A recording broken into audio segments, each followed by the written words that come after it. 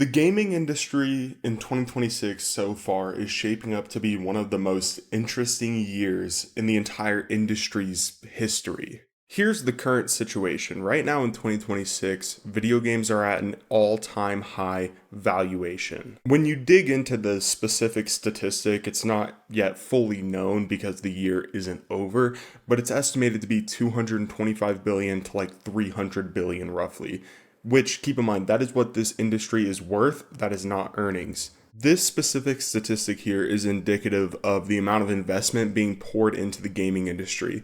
And as basic economic theory goes, the more investment that is pouring into businesses and industries, there should be more employment opportunities and there should be more innovation going on in the industry. But that doesn't seem to be what's happening. We will get into specifics later. I want to talk about earnings though, because earnings is another piece of this story that is very important. 2026 is also shaping up to be a record year in earnings. The industry is projected to bring in about $205 billion. However, when you look at this and you dig deeper, you find that the top earners that are bringing in most of this revenue are companies like NetEase, Roblox, just the big guys that produce a lot of mobile games and have their hands in every piece of the pie in terms of gaming. Basically, the top earners this year are studios that have platforms essentially or make games for people who you really wouldn't consider gamers. I guess a gamer could technically be anybody who enjoys games, whether it's on their phone or their PC or their console. But I mean, if you're just playing Roblox every now and then with your friend and you're playing phone games, like I don't consider you to be a gamer. And that's not a diss by any means. I'm not like throwing shade. But when we talk about gamers, like I'm talking about people who play multiple titles and are really into the hobby. The point I'm trying to get at here is the games that gamers play, the games that you and I play, are way more expensive to make than mobile games. The games that you and I play, like our AAA RPGs and whatever, those games are receiving most of this $225 billion to $300 billion valuation. These games are receiving a ton of investment, whereas mobile games are way cheaper to make, but they're earning more because there's more of an audience there.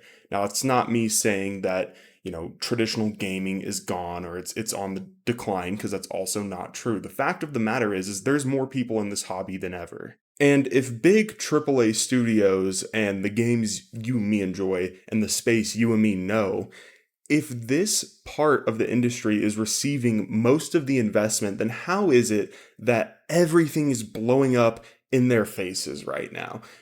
You make a good game, layoffs. You make a good game that sells well, layoffs. You make a good game that has a concurrent player base, it gets shut down. I'm looking at you, Destiny. Well, the easy answer and the cop-out answer that a lot of CEOs and, financial analysts will point to is gamers are on mobile now. A lot of people are moving away from the traditional hardcore space of owning your own PC or like having a console.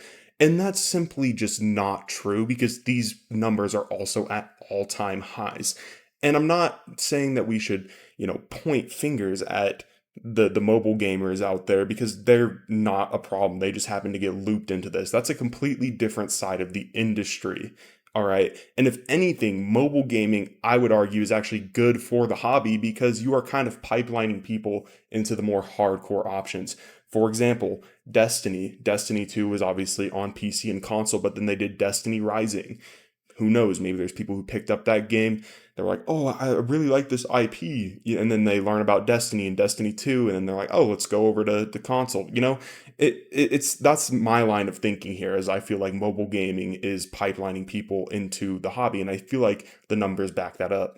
That's important to say here because when we talk about this, a lot of people, like I said, they point fingers at mobile gamers and they say, oh, well, everyone's just leaving the hobby, right?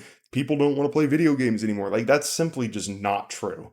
All right. So what's the problem here then? How is it that these companies can receive billions of dollars of investment and mismanage it into the ground? We're going to talk about it in this video. So let's go ahead and rewind about 30 years ago.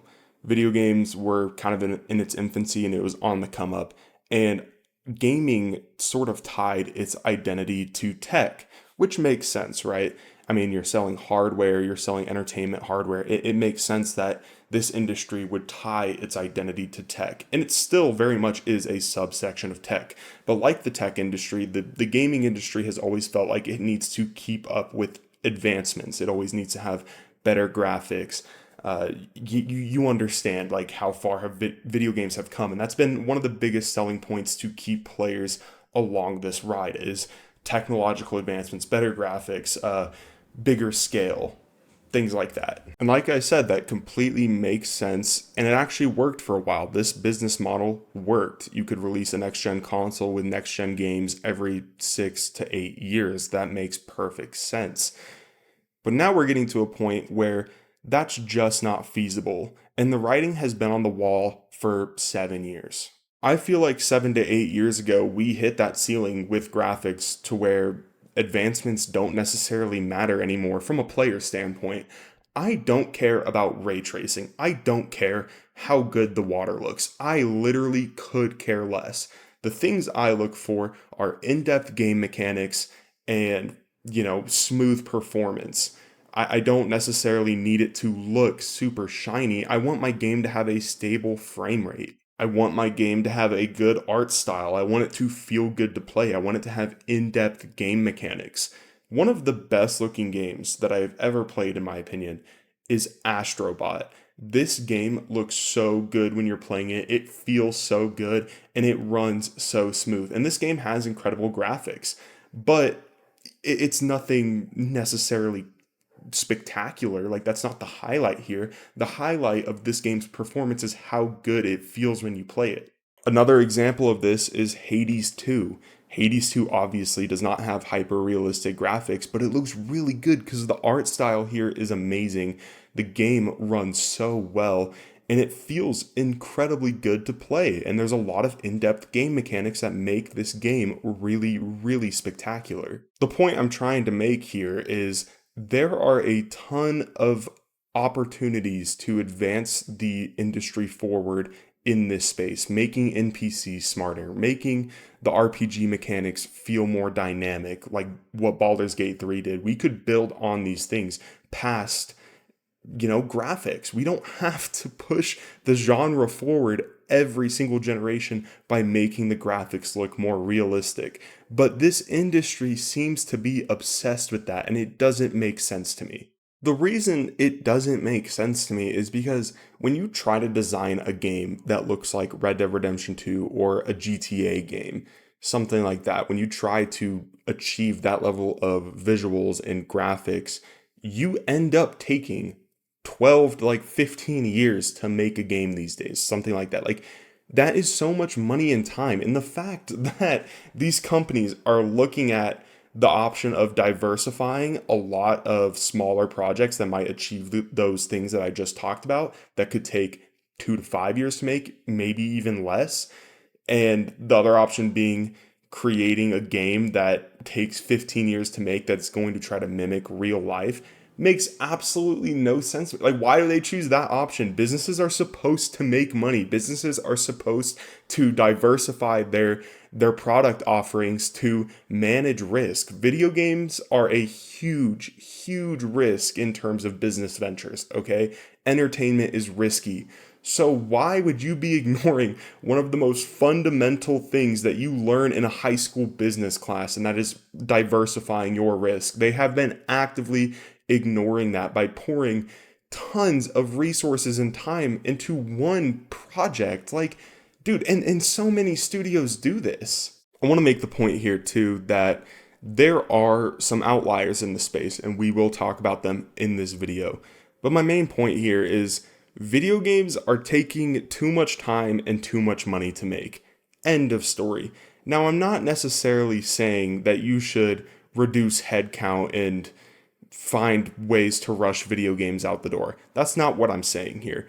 But there's something to be said about games taking a decade or more to make now. Dude, that's unacceptable, man, especially because some of these games have multi-billion-dollar budgets and thousands of employees working on it. What are these people doing in the office all day? And I'm not saying that from a negative standpoint. I'm not trying to diss on them, but genuinely, what are you doing day to day? How could that be possible? How? I just don't understand, because when you look at the people who are actually managing their finances responsibly and actually getting projects out the door in a timely manner, it really just makes no sense to me. And for those of you guys who disagree with me, I'm going to give you a clear-cut example. We're going to talk about Path of Exile 2, which is the main game I'm playing in this video. This game, by the way, is so good. I just got into it recently. Bro, if you guys are a Destiny refugee, come here. If you guys are looking for a good live service game, come here. This is the best live service game out right now, and these guys are incredible. Anyways, Path of Exile 2. This is a massive live service ARPG game. This game is crazy. It's so in depth. The mechanics are outrageous. The end game has tons of content. They don't shove microtransactions down your throat. It will be free to play soon. It's $30 right now. Okay, very reasonable, dude. This game is amazing. You get the point. Path of Exile 2 has a team of about 200 to 250 people. Path of Exile 2 cost under $100 million to make, which, okay, that is not a small chunk of change, but when we are comparing it to the AAA video game industry, that is very, very lean. We're like, because those games have multi-billion-dollar budgets. And we're going to compare the amount of people that worked on Path of Exile 2 and the budget for the early access version of Path of Exile 2. Because obviously, since this is an ongoing project, they are, pouring more money into it. There'll probably be more money poured into it by the time that the full game drops. But the game's making money because it has a lean budget and, an efficient headcount of people. Let's compare this to Diablo 4. I want to say this as someone who's a lifelong Diablo fan. Path of Exile 2 eats Diablo 4's lunch all day, every day. Diablo 4 will never be as good as Path of Exile 2, bro. The state Path of Exile 2 is in, if the developers left it and never touched it again, Diablo 4 would never be anywhere near as good. Like, when you play these two games, it's night and day, okay? So, how many people worked on Diablo 4 and what was the budget? I'm going to try to keep this under control. 9,166 people worked on Diablo 4. And Blizzard has not officially disclosed the total production cost or budget for the game. Probably out of embarrassment. 9,166 individuals. From that alone, we can already infer that Diablo 4 was way more expensive than Path of Exile 2. Why? How? How is that possible? How? And I'll say this again, and this is not coming from a place of malice. I'm not telling people that they need to work harder and they need to grind their lives away and that nobody works these days. I'm not saying that, but I'm legitimately, logistical question here. How in the world does 200 to 250 people make a product that blows your product out of the water in terms of size and scale? Size and scale is the thing that Diablo 4 should have a leg up on Path of Exile 2 on, just because they have a higher budget and they have more resources. How in the world is Path of Exile 2 bigger in size and scale? And how, man? That doesn't make any sense to me. Genuinely, what did those 9,166 people do in the office while working on Diablo 4, man? Maybe they were working on multiple projects. Maybe some of those people were also Warcraft people as well. I'm not too sure. I don't know if we can find that out. Still, how in the world is that possible, dude? How, bro? How? I want to reframe it like this, because still, even when I say it like that, it does sound like I'm saying that people don't work. The fact of the matter is this. The employees at Activision and Blizzard are probably really hardworking people. The people who worked on Diablo 4 probably worked day and night. They probably worked very hard on this game. I'm willing to bet that Activision Blizzard is just inefficient. They probably had to scrap things and scrap ideas. Artists probably had to rework things because some manager told them that wasn't good enough. They probably had to go through this process over and over and over again. Straight up, that's what I'm imagining here. And if we were to put ourselves into the executive position, okay, at Activision Blizzard, all right, we only care about the finances. We don't care about the joy that our product brings to people. We only care about performance. If I'm looking at a direct competitor and they had a project that took like a small fraction of the resources that we had, that is literally eating our product's lunch, I'm going to be like, holy crap, what could we have done with almost 10,000 people and probably 12 times the budget? You could have made 15 different projects that, maybe like 8 of them are a success, maybe a small handful of them are a success, but they're massive successes, and you diversified your risk, like I was talking about earlier. It's straight up common sense. But what do these executives and these companies do? They double down on the stupidity. They pour more money into the problem and more time into the problem trying to fix. At some point, man, just move on and just learn from your competitors. The fact of the matter is, you could point to a million different instances in the industry recently that have this very same dynamic in a very similar situation. And there seems to be a collective stupidity, is the best way to call it, honestly, in collective ignorance among these massive companies. Ubisoft is a fantastic example because they have gotten burned, and I'm talking burned, on games like Skull and Bones. Hundreds of billions of dollars that these games gobbled up. And they had to pretty much be shut down. I don't even know if Skull and Bones is up still. I would be surprised if it is. But geez, dude, they got absolutely smoked on that game so bad. Like, that is a huge fine. That's like literally like $400 million down the drain. Or no, $1 billion down the drain. And while Ubisoft has, steered the ship, that's not a pirate reference, I swear, and given us Black Flag Resynced, which has somewhat positive reception, and they are working on the Rayman Legends game coming out pretty soon, which from my understanding is also a remaster. I mean, these are cool projects, they're fun, people are enjoying them or going to enjoy them. And I'm willing to bet that if you zoom in on these projects individually, they probably made a profit, and Rayman Legends will probably be a profitable project individually. But when you look at Ubisoft as a whole in their entire situation, yo, they're cooked. Like, these things, these remasters are not going to be enough. They're not going to sell enough and make you enough profit to keep things afloat, man. They might be good little, I guess, shots of life to keep you in the game for a little bit, but they're not going to be massive games that are going to make up the loss you just incurred on one of the biggest failures in gaming history. And it's unfortunate because the people working on Black Flag Resynced and Rayman Legends objectively did a good job in the situation that they're in. But guess what's probably going to happen? They're probably going to get laid off. Because at the end of the day, Ubisoft can't really keep the lights on because of their unbelievable, laughable mismanagement of resources and finances. That's literally what you could chalk it up to. Nothing more, nothing less. Sure, the economics of games are hard right now, but like, it's just straight up stupidity. Like, actually just straight up stupidity, man. And to make things even better, what does Ubisoft do? What does Ubisoft do? Hey guys, we're working on Beyond Good and Evil 2. Okay, man. Okay. This is so funny to me. If you guys didn't see, at the beginning of June of 2026, Ubisoft pretty much said, we're working on Beyond Good and Evil 2 as we speak. Dude, can someone. Oh my. Can we put this company out of their misery, guys? This is actually insane, bro. What in the.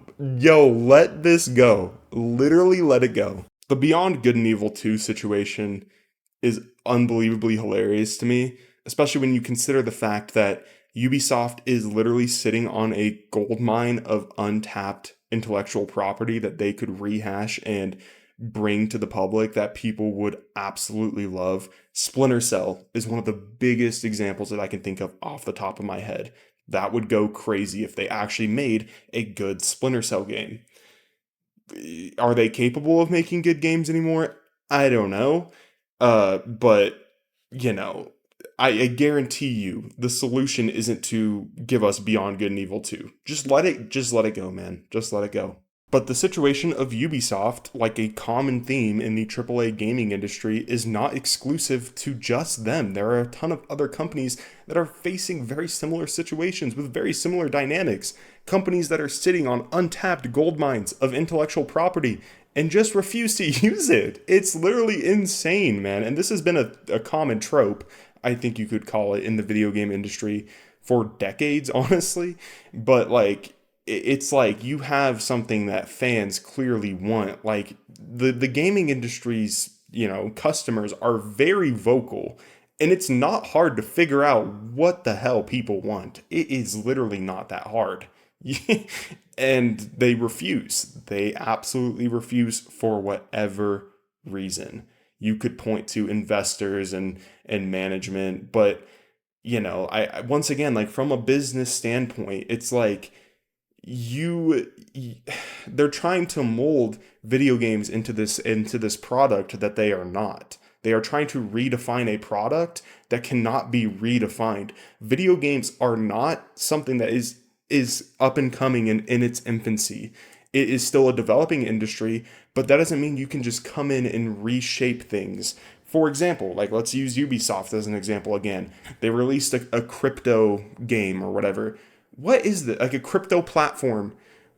Yo, who is the idiot that is funding this project? Like, I understand that Ubisoft probably did this because of their investors and their investors telling them to do this, but who is the actual Neanderthal that is like, I'm gonna put in $2 billion into this project? And yeah, that's a smart move.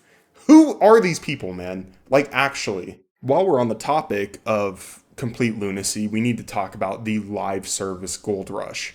For the last like decade, these companies have been trying to replicate the success of games like Fortnite and Roblox and Call of Duty and whatever.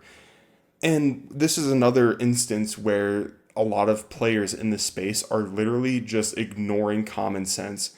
Yo, you're not going to be able to compete with Fortnite or Call of Duty or Roblox.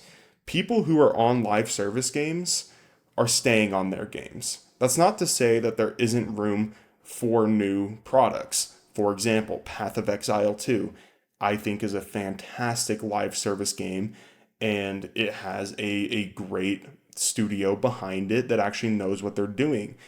But Path of Exile 2 stands out as a new release into this genre because they are different than most live service games. If you're going to step into this space, you need to innovate. And a lot of people stepping into this space are not, innovating. They're just imitating things. So, the reason Path of Exile 2 is so successful in the live service space right now is because they don't shove microtransactions down your throat. They give you a good campaign at the start. They give you a good end game. It's a game that will be free to play. It's not free to play yet, but it will be free to play. It'll have a great campaign on launch, and it has a great end game that you can play completely for free. That's pretty much unheard of. And it's the reason they make money and that this game is so successful is people are like, hey, I'm not getting microtransactions shoved in my face, and I'm having a great time on this game that is free. Maybe I'll buy stash tabs to support them because this feels like a really good deal. Or maybe I'll buy the early access version of Path of Exile 2 for $30 because this game should be supported. That's how you're going to, step into this space moving forward, not by imitating everyone else, right? And once again, it's straight up common sense. And so if you're an investor, it would be common sense, or like a CEO or whatever, it would be common sense to let your people innovate and deliver something in this space that does something different, not just copy and pasting what your competitors are doing, because you're effectively entering a saturated area with a saturated product that's not different from anything else. Like, that's bound to fail. It's common sense. It's common sense. It's common sense. It is common sense. Like, I don't want to hear anything like of people like trying to defend the stupidity that we've seen. It's common sense, man. And that's where I'm like, there's clearly people in charge of the video game industry of like these huge companies that literally just don't know what they're doing. That's what it boils down to. And I'm not saying they don't know what they're doing from a perspective of like not understanding the gaming industry. They don't understand business in general, dude. They literally don't. It's so funny. And the most poetic thing about the live service craze is the fact that your established players with huge audiences can't even keep their lights on. For example, Destiny. Unbelievable. I'm someone who loves Destiny. Destiny is awesome. Destiny was awesome. The fact that they couldn't keep Destiny 2 up and running is crazy. Because, yes, the player count was dwindling, but Destiny 2 demanded such a large audience to keep things going. Like, it's unbelievable. And that's a simple case of them just kind of mismanaging the game into the ground or trying to milk the game for too long. A lot of people say that they should have just stuck with their plans for Destiny 3, which I definitely agree. Like, you can't keep this thing going forever. The final shape definitely should have been the end. And once again, like this is where the common sense doesn't make any sense to me. The business fundamentals don't make any sense because you've had this product, all right, which we know video games are not products that are designed to last forever, okay? There's very few exceptions to that. Destiny 2 was definitely something that should not have been a forever thing. Destiny 2 is awesome, but at some point, once, the final shape is out, you got to look around and say, like, okay, we had a project that lasted 8 years. Let's do it again. Let's do Destiny 3. Let's make Destiny 3 another 8-year, 9-year game. Why can't you just do that? You don't even need to like design a new engine from the ground up. You could literally use the D2 engine and just launch a new game from the start. That would bring a lot of new people back, a lot of new people in as well.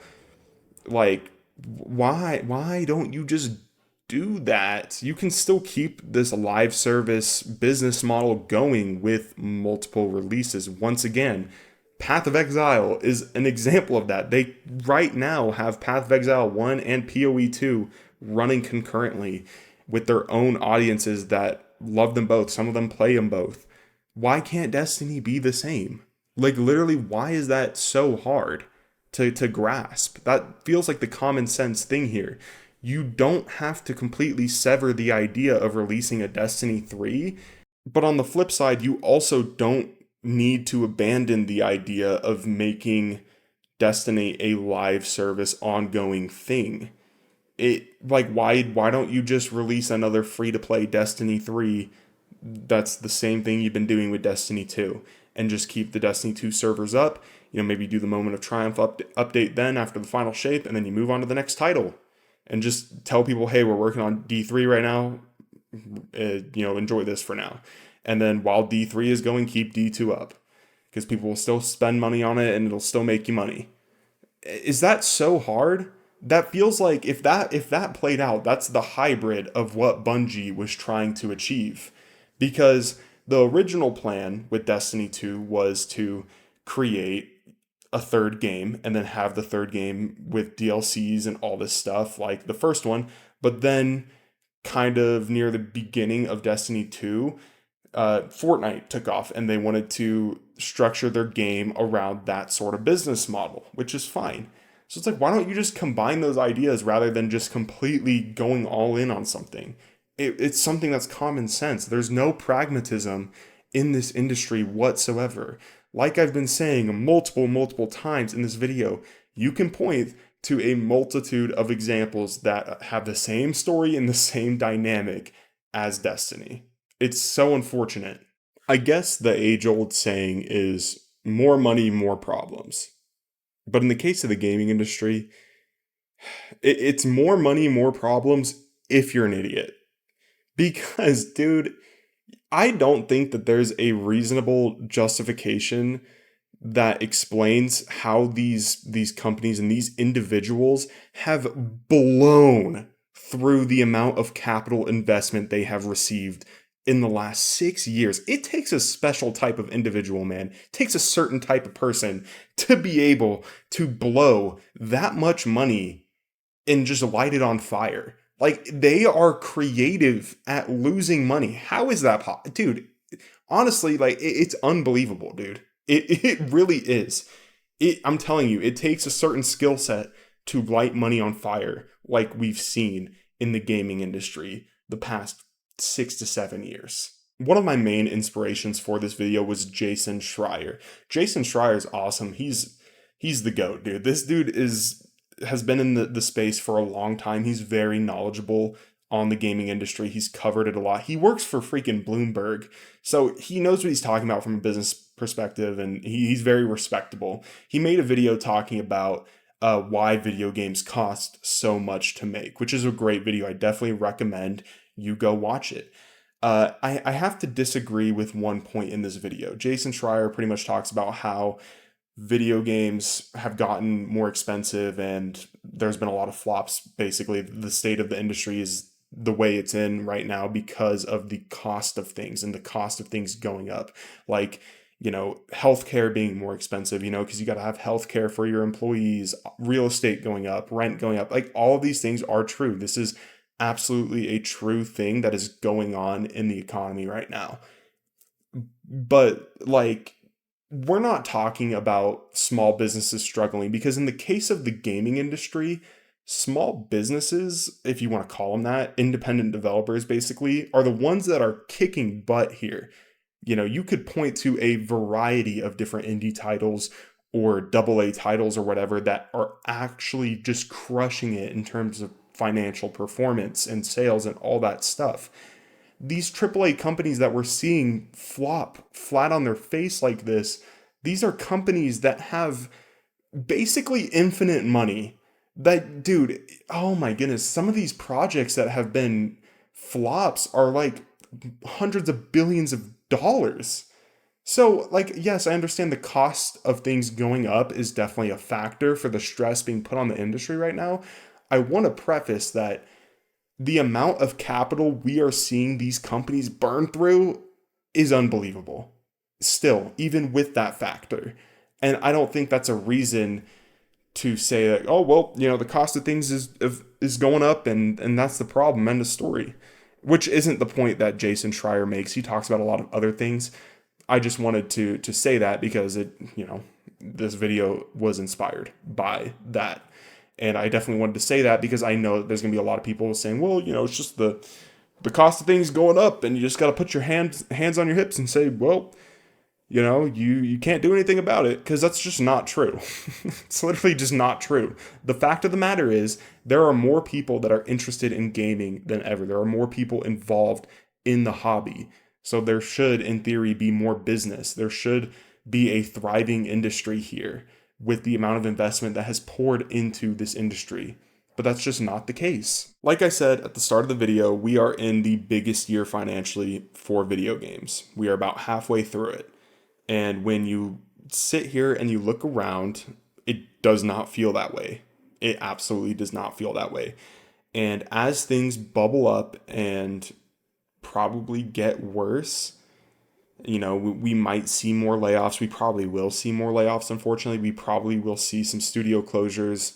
As things get uglier, you're going to see CEOs blame gamers. You're going to see businesses say, well, gamers are on mobile, so like that's the only market that's good. You're going to see that notion being thrown around. You're going to see gamers blame other gamers, like mobile gamers, for supporting mobile games because they think it's garbage. You're going to see a ton of outrage like that. The fact of the matter is this: you can chalk up the situation the gaming industry is in to pure stupidity and to pure lack of common sense, man. Because like I said, all right, yes, the cost of things is going up. Yes, economically things are ugly. Those are all factors. But there are companies and studios that are thriving right now and are actually building something special. And they're actually building something that's going to last. It's not a barren wasteland in the gaming industry right now. And as this fallout continues to happen and all this backlash is going around, all this negative news, and you see layoffs happen, you see companies close, you see, big AAA developers facing financial difficulty with their back against the wall. There's, up and coming studios and up and coming talent here that are going to take the spot and that are going to take the throne. And it's already started to happen. A lot of independent developers and indie developers are crushing it right now, and they are, expanding their product and they're expanding their market. And I feel like eventually we're going to get to a point where those dudes are the king and AAA is just gone, because that seems to be the more sustainable business model here. You also see a lot of people point to the size of the companies that are struggling right now, and they say that, the bigger the company, the more inefficient they are, which is not necessarily a wrong thing to say. But I think you can just clearly see the lack of basic business fundamentals being applied. Like we talked about Diablo 4, you have 10,000 employees and a huge budget, and you put all your eggs in one basket, when the fundamentals of business is to diversify your product offerings so you don't fail big time. Not saying you shouldn't swing for the fences, because that is what this industry is all about, but there's an argument to be made that you can still swing for the fences while being reasonable with your resource management and being pragmatic with the way you handle your business. And I think the majority of the large gaming industry has not done that. They clearly have not done that. But yeah, this is probably one of the biggest years in gaming, obviously financially with the valuations that we're seeing, but also in terms of what's happening. We're going to look back at this and we're going to point this out as a very impactful year for the industry moving forward. I just want to say that now. But yeah, anyways, hope you guys enjoyed the video. If you guys did enjoy the video and you enjoy the discussion, please drop a like and subscribe. It would help me out a lot. And I'll catch you guys in the next video. Peace.